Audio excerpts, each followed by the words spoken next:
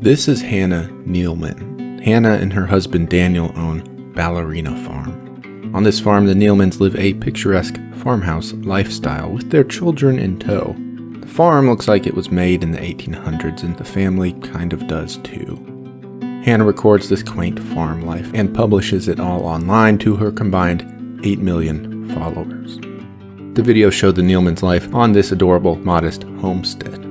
Hannah spends her days baking rustic loaves of bread from scratch or hand-milking cows with her children. It's very pastoral and very romantic. The videos seem to say, hey, we live in an old, run-down farm and we make the best of what we have. It's all genuinely quite charming. Except Hannah and Daniel are billionaires.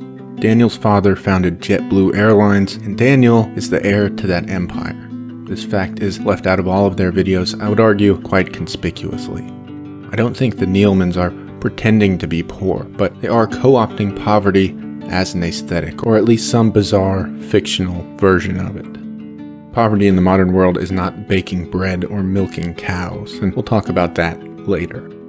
But this video is not about putting Hannah and her family on blast, because A, who cares, and B, the Nealmans are not the first rich people to treat poverty like a fashion statement. What they are doing is not unique at all. Rather, it is a symptom of a much more popular phenomenon that has been around for a really long time. Longer than you probably think. Today, though, beamed through social media by influencers and celebrities alike, it all feels especially depraved. Why is this happening? Why is being poor the new being rich?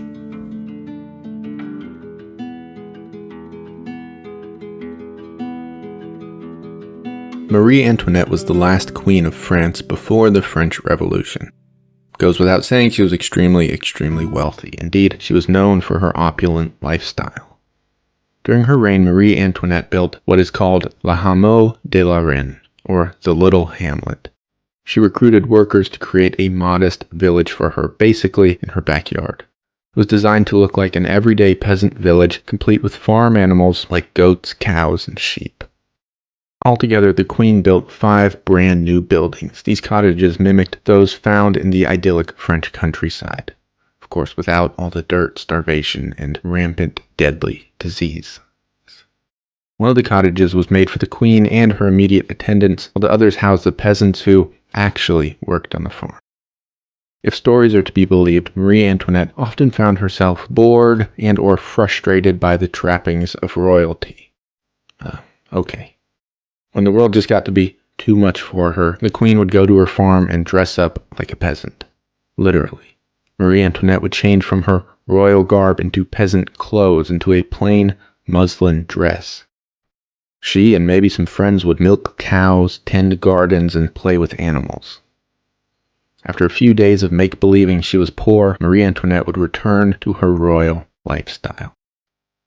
In fairness, this story isn't really accepted as fact by historians. It's something like an urban legend. But the fact that it has persisted tends to indicate a degree of plausibility. It feels like something that tasteless, out-of-touch rich people like Marie Antoinette would do. Because it is.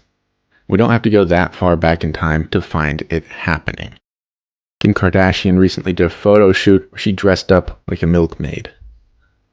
This is eerily similar to the tales about Marie Antoinette in a way that is simultaneously repulsive, dystopian, and wholly unsurprising. The luxury brand Balenciaga sold dirty shoes with holes in them for $2,000. Retail giant Urban Outfitters has said their aesthetic is, quote, upscale, homeless. All of this is super weird and feels kind of out of touch. The whole fake poor thing can also be seen in the entire phenomenon of van life. I'm sure there are plenty of van lifers that are not rich. But I know, and everyone else knows, that a lot of van lifers are just 20-somethings who came from money. I mean, these vans can cost north of $100,000. Van lifers have basically just gentrified homelessness. I don't think there's anything inherently wrong with living in a van, but it is a very obvious example of the rich pretending in some way to be poor. Rich van lifers can be poor without the hard parts about actually being poor. They have safety nets. They don't have to struggle to eat. When rich people live in a van, it's cool. When poor people do it, They're seen as somehow less than. But all of this gets really boring. Who cares what rich people do? Sitting around complaining about it, rattling off chief offenders, is not a worthwhile use of time. What is really interesting, though, are the reasons why rich people love to act poor and what it says about our world.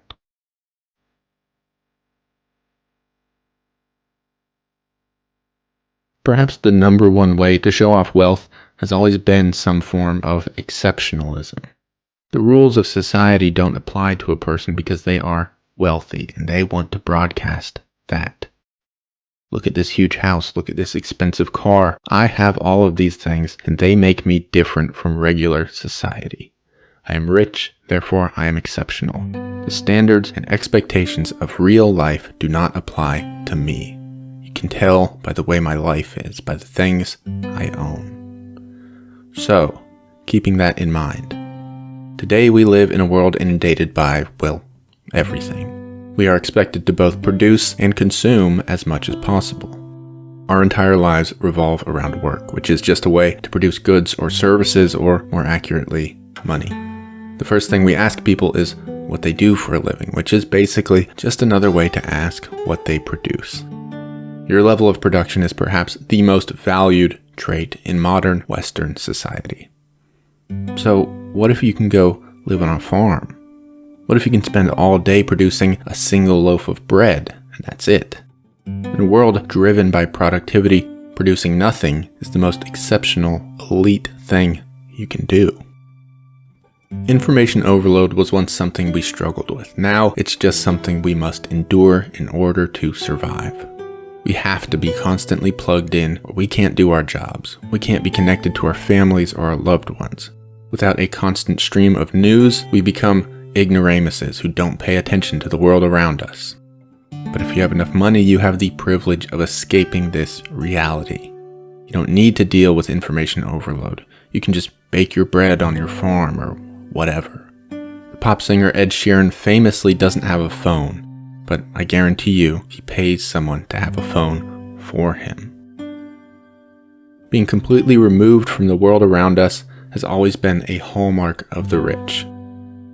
But today's world looks very different than it once did, so being removed from it does as well. Perhaps people are so fed up with the rat race that winning it is no longer aspirational. Instead, ducking out of it altogether is the pinnacle of success.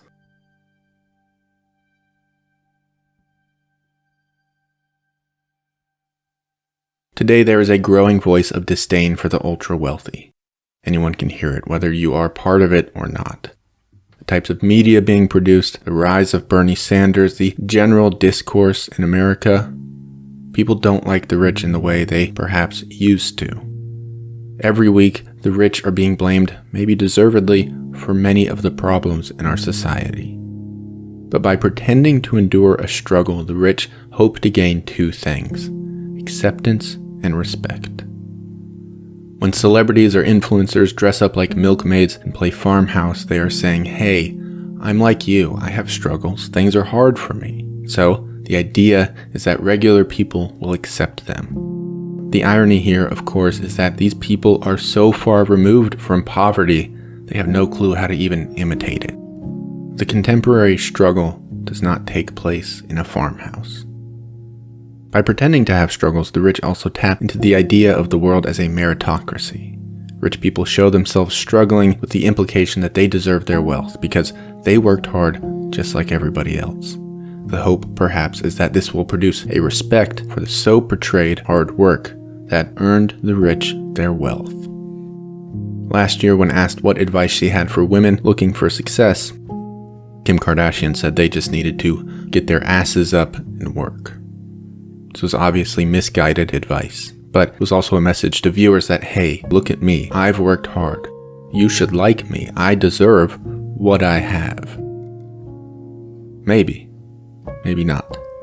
But the point remains, this is incredibly bad advice that feeds into an absolutely bogus narrative, and we will come back to that soon.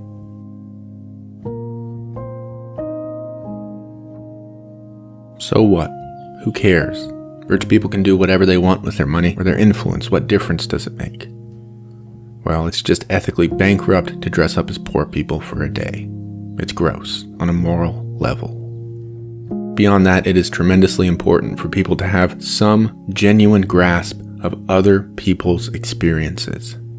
Fictionalized, Pinterest-ready poverty is not a true reflection of real poverty. Choosing to live simply is not the same as being forced to. Performative poverty is a farcical, misleading representation of a very real struggle that millions have to endure every day. High-profile rich people have an enormous amount of cultural influence. When they romanticize poverty, it makes poverty seem like a non-issue. It makes people think that struggling perhaps isn't so bad. Perhaps it's kind of cool.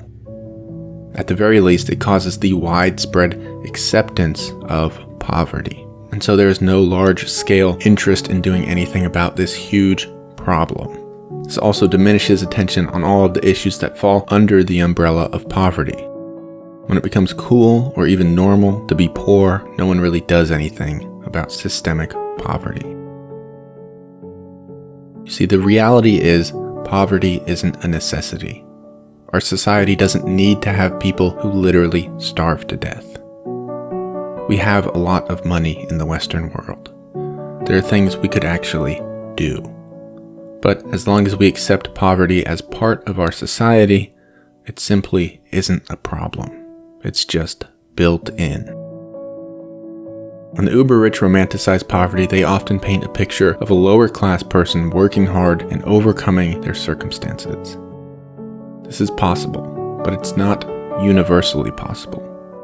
There are many, many poor people who work hard every day and will still be poor forever. To pretend otherwise is to absolve a system that has put millions of people into poverty. This narrative puts too much responsibility on the individual and not enough culpability on the world and circumstances around that individual. Without culpability, there can be no change. We should not forget how depraved poverty is as a concept. Humans should not have to struggle so much just to exist in society. People shouldn't have to live that way. People deserve to be happy.